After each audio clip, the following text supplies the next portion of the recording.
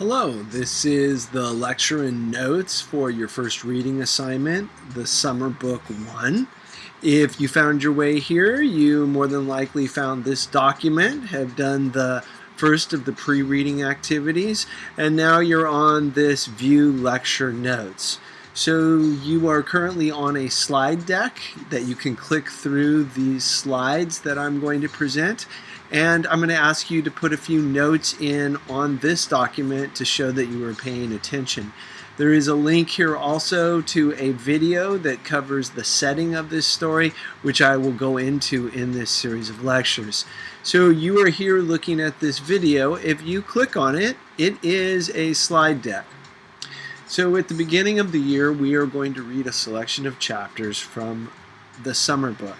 The Summer Book was written in Swedish by a woman from Finland. It is the stories taken from a summer on a small rock island in the Gulf of Finland, which is in Northern Europe. The stories are about a little girl, 6 years old, and her really old grandmother, and their time spent, just as it says, exploring, talking about life and nature.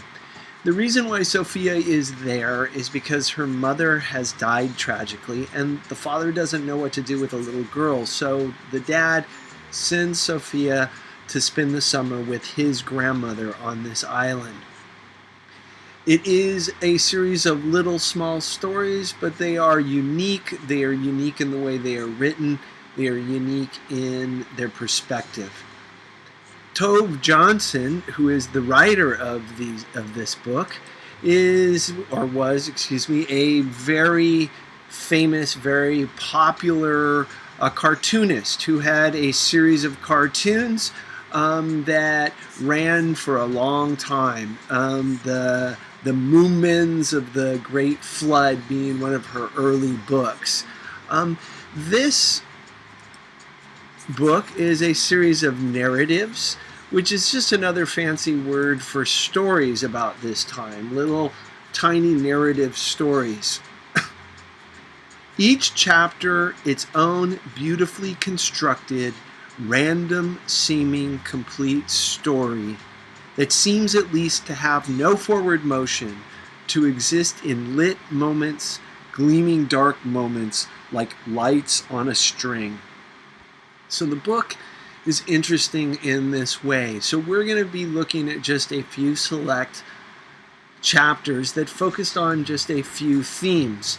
The first theme that I really want you to think about is this idea of a 6-year-old girl who is dealing with the death of her mother, dealing with death at 6 years old, who's then going to be in conversations with this woman who seems like she could possibly die at any moment.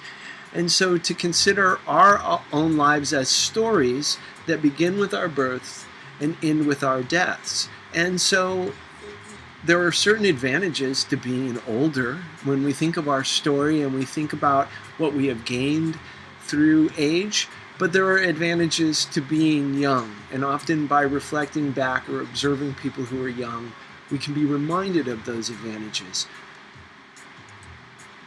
This also focuses on the idea of seasons, and in particular the change of seasons. So the beginning of the book is the arrival on the island at the spring thaw, and they leave the island at the end of August as fall is coming. So yes, the idea of seasons are based on the amount of sunlight that hits the earth. And if you're in the extreme north, like Finland, these changes can seem very dramatic. But it is also used as a larger metaphor to, again, explore this idea of the human experience, to think of our own lives in terms of the changing in seasons. The stages of life, spring being birth, and fall being death. This also wants us to consider the human's effect on nature, or our relationship with nature. That we know, if we look through ancient literature, modern literature, we see these images of man against nature. The quote is taken from an English professor who studies these sorts of images and ideas in mythology and religion and literature and other places. And it's that idea of we need to control and dominate nature, harness it. Think of a dam, think of cutting down forests for trees. But there's another way to look at nature in terms of it being a friend or ally that we collaborate with and we live in harmony. Again, this class is going to ask you to consistently consider themes and motifs, the symbolic aspects of the things we read. These stories are more than just this little girl and old lady living on a rock over the summer. It really is exploring this idea of what is it to be alive and to go through our own lives, to consider our own deaths, to consider our own relationship with nature. And finally, our abilities to communicate our feelings to one another. It seems that the little girl and the grandmother can talk about everything except that the way that they feel. As we go through these chapters, I'm going to be asking you to consider these elements as you read the chapters below. Please consider them. If you have questions about any of these notes or any of the ideas I've talked about, please send me an email or post a comment in Google Classroom.